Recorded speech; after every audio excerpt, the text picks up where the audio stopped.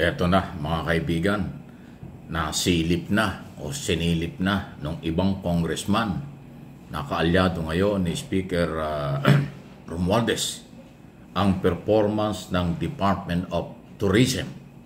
Nagtagumpay ba ang turismo sa ating bansa, local and foreign tourists? Yan ang gustong malaman. Kasi nagdududa na po itong sina Congressman Jude Asedre at Ortega ng La Union.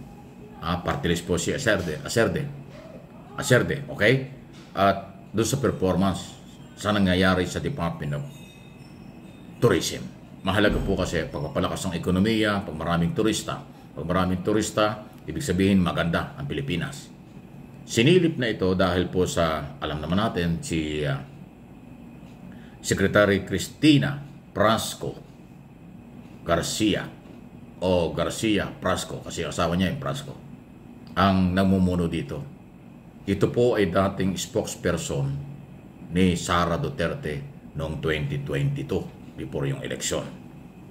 At maaaring dahilan kasi yung pong asawa nito na si Congressman Prasco ng Cebu ay nag-withdraw ng support kay Speaker Romualdez.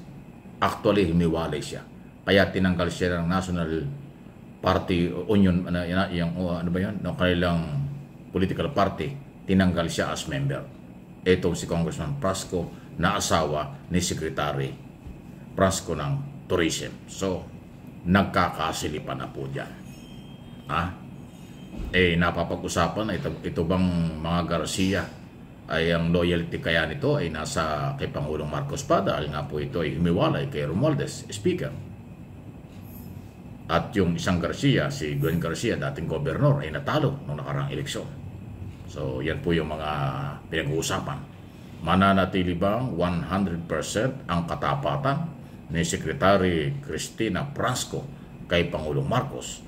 O baka mag-iba na ang ihip o galaw ng sitwasyon na baka bumalik siya sa Maka Duterte dahil dati naman siyang Duterte bilang tagapagsalita ni Sara Duterte nung ito'y mayor pa bago naging vice president. Naku, talaga ang galaw, kakaiba. Ano yung masasabi dyan? Mga taga Cebu, kamusta na po kayo? Dapat malaman nyo itong nangyayaring ito. Ang Cebu ba ay sa Marcos Romualdez pa? O hindi na? Nagtatanong lang po. Alam ko naman, matitino, matatalino, professional ang mga Cebuano. Hindi lang yung nasa Cebu o hindi mga Cebuano sa buong mundo. Tanong lang po yan. Huwag kayong magtatampo. Okay? Sunod na ating pag-usapan. Resolusyon ng Senado. Umiikot-ikot na. At ang resolusyong ito ay layunin na kanilang pangatawanan ang kanilang constitutional duty para po sa kanilang paniniwala dapat ituloy ang impeachment trial laban kay Sara Duterte kasi nasa Senado na ang article of impeachment bago sinabi ng Supreme Court na unconstitutional ang ginawa ng Kongreso tungkol dito. So merong legal battle, merong debate dito sa isyong ito. At pagdating po next week, August 6, dyan po pagdidibatihan ng mga senador ngayon itong isyong ito. Kanila bang ibabasura na itong impeachment o kanilang paninindigan na sila'y merong authority para talakayin pa rin ang impeachment doon sa article of impeachment laban kay Sara Duterte. Yan po ang ating tinatanong at pinag-uusapan. Mananatili pa kaya ang kapangyarihan ng Senado o wala na? O tatahimik na sila dahil susundin na lang ang ruling ng Supreme Court. Although yung ruling ng Supreme Court hindi pa yung final, kaya dahil meron pang motion for reconsideration na ipapile ang Kongreso matapos sabihing lumabag sila sa proseso na technical sila dito sa impeachment na ito na controversial.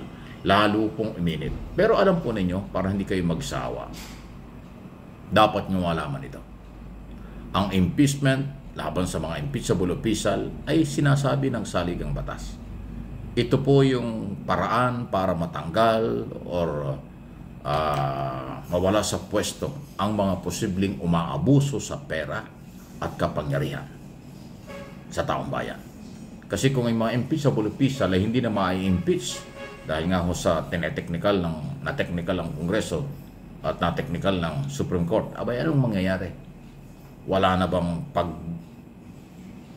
halaga, wala na bang karapatan, malaman ng taong bayan at panagutin ang mga impeachable official? Marami po yan, hindi naman po Vice President lang.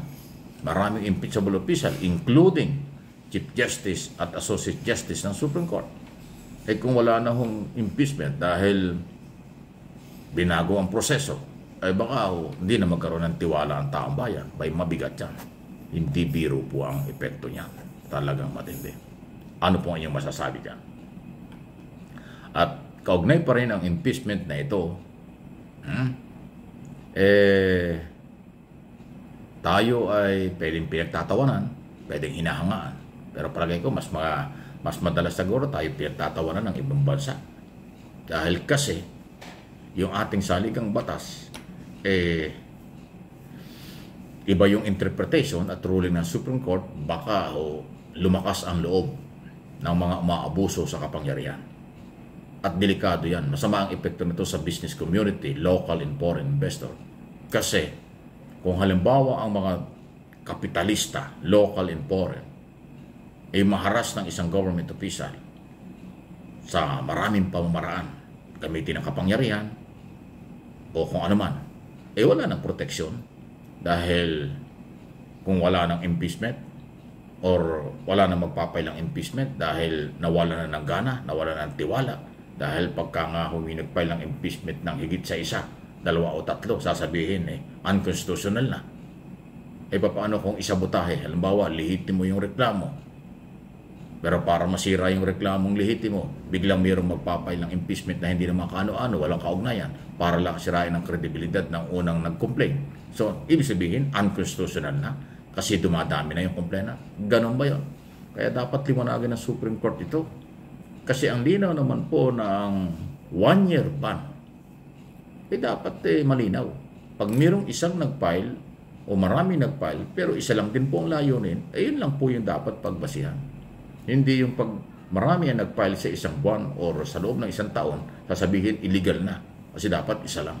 Kung isa lang naman ang umusod yung iba na archive, yung iba na basura, di isa lang yung gumana. Katulad ng nangyari kay Sara Duterte. Meron 3 nauna pero na-archive, isa lang yung umusol sa Senado, dapat legal. Pero sinabi ng Supreme Court, unconstitutional kasi meron pa 3. Yan po ang nakakabahala.